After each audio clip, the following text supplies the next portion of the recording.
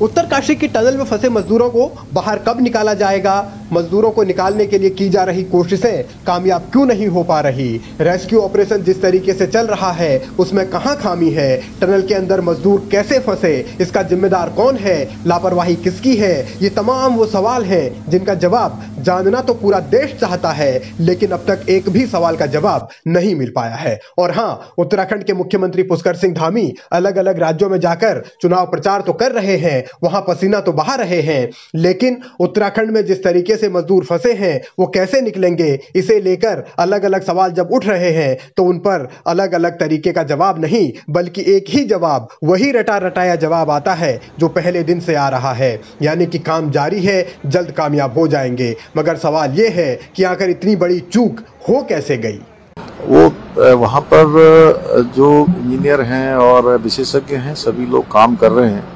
अभी 25 मीटर तक जो है वहाँ पर जो पाइप डालने का काम है वो पूरा हो चुका है। बीच में चूंकि रॉक्स भी आ रही हैं वहाँ पर आ रही है, लेकिन काम तेजी से चल रहा है। लगातार उस पर सब लोगों की नज़र भी बनी हुई है। माननीय प्रधानमंत्री जी भी लगातार उसकी समीक्षा कर रहे हैं, लगातार देख रहे हैं। हमारे भगवान से प्रार्थना करते हैं जल्दी से जल्दी जो है आर्मी भी डिप्लॉय नहीं, अभी जो भी विशेषज्ञ लोग हैं, चूंकि NHAI DCL उसकी कार्यदायी संस्था है और उसमें सभी प्रकार के जो भी विशेषज्ञ हैं सब अपनी सेवाएं दे रहे हैं।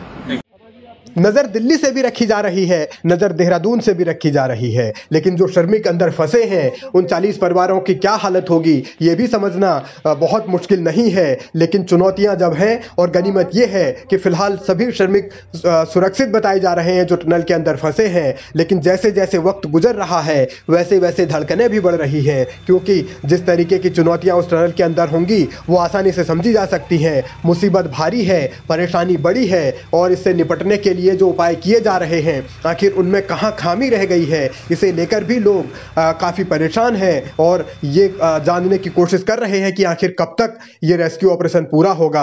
लेकिन जनसभाओं में पसीना बहा रहे मुख्यमंत्री बीजेपी की जीत का ढोल बजा रहे हैं, अलग अलग राज्यों में डबल इंजन सरकारों के गुणगान कर रहे हैं, लेकिन उत्तराखंड में ये डबल इंजन सरकार आखिर कैसे पटरी से उतरी हुई है या उस पर जो सवाल उठ रहे हैं, कोई सवाल पूछ रहा है टनल हादसे को लेकर या राज्य के दूसरे मुद्दों को लेकर, तो उसे सीधे सीधे ये कह दिया जाता है कि ये तो राज्य का मनोबल तोड़ने वाली बात है। अब कोई सरकार से सवाल भी न करे, अब कोई सरकार से ये भी न पूछे कि आखिर इतनी बड़ी लापरवाही अगर हो रही है तो उसका कसूरवार कौन है, जिम्मेदार कौन है, कैसे इन टनलों को खोदा जा रहा है, क्या कोई सेफ्टी मानक नहीं है, और एक साथ 40 श्रमिक फंस गए तो उसके लिए भी क्या अगर कोई सवाल पूछ रहा है तो वो भी राज्य का मनोबल तोड़ने वाला है। तो बहुत सारे ऐसे मसले हैं जिन्हें लेकर सरकार अपने तरीके से चलने की कोशिश कर रही है, लेकिन सवाल जब राज्य का हो तो सवाल पूछे ही जाएंगे।